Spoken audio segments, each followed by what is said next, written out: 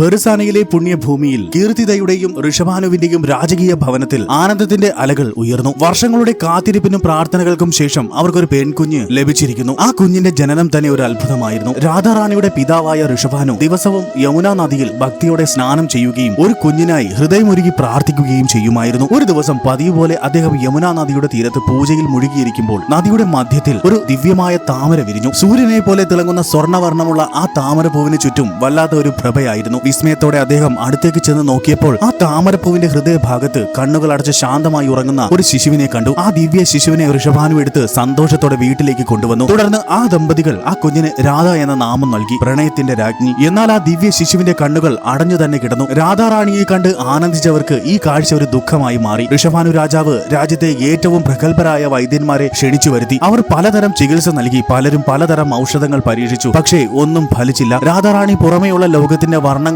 പ്രകാശമോ കാണാതെ തന്റെ ചെറിയ ലോകത്തിൽ കണ്ണുകൾ അടച്ചു കിടന്നു. നാളുകൾ കടന്നുപോയി. 11 മാസമായിട്ടും രാധാറാണി കണ്ണുകൾ തുറന്നതേയില്ല. അവളുടെ മാതാപിതാക്കൾക്ക് ലോകം മുഴുവൻ കയ്യിലുണ്ടായിട്ടും ആ അടഞ്ഞ കണ്ണുകൾ ഒരു നോവായി അവശേഷിച്ചു. ഈ അടഞ്ഞ കണ്ണുകൾക്ക് ഒരു കാരണമുണ്ടായിരുന്നു. സാധാരണമായ ഒരു കുഞ്ഞായിരുന്നില്ല രാധാറാണി. അവൾ സർവേശ്വരനായ ശ്രീകൃഷ്ണന്റെ ആനന്ദ ശക്തിയായ ശ്രീരാധ ഗോലോകത്ത് നിന്നും ഭൂമിയിലേക്ക് അവതരിച്ചതായിരുന്നു. ഭൂമിയിലേക്ക് വരുന്നതിന് മുമ്പ് തന്റെ പ്രാണനാഥനായ ശ്രീകൃഷ്ണന് അവൾ ഒരു വാക്കു നൽകി. കൃഷ്ണ, അങ്ങ് എന്റെ മുന്നിൽ വരുന്നതുവരെ ഈ ഭൂമിയിലെ ഒന്നിനെയും ഞാൻ എന്റെ കണ്ണുകൾ കൊണ്ട് നോക്കുകയില്ല. എന്റെ കണ്ണുകൾ ആദ്യമായി കാണേണ്ടത് എന്റെ പ്രിയപ്പെട്ട കണ്ണന്റെ രൂപം മാത്രമായിരിക്കും. ആ ദിവ്യമായ വാഗ്ദാനം പാലിച്ചുകൊണ്ട് രാധാറാണി ബാഹ്യലോകത്തേക്ക് സൃഷ്ടി നൽകാതെ ക്ഷമയോടെ കാത്തിരുന്നു. അങ്ങനെയിരിക്കെ ഭഗവാൻ ശ്രീകൃഷ്ണൻ ഗോകുലത്തിൽ നന്ദബാബയുടെയും യശോദാ മാതാവിന്റെയും പുത്രനായി അവതരിച്ചു. ഗോകുലത്തിൽ ആനന്ദ തിമിർപ്പായി നന്ദബാബ തന്റെ പുത്രന്റെ ജനനം ആഘോഷിക്കാൻ നാടിന്റെ നാനാഭാഗത്തേക്കും ക്ഷണക്കത്തുകൾ അയച്ചു. അങ്ങനെ അതിലൊന്ന് ഋഷഭാനുവിനും ലഭിച്ചിരുന്നു. അങ്ങനെ ഋഷഭാനുവും അദ്ദേഹത്തിന്റെ പത്നിയും തങ്ങളുടെ പ്രിയപ്പെട്ട മകൾ രാധാറാണിയുമായി നന്ദബാബയുടെ വീട്ടിലേക്ക്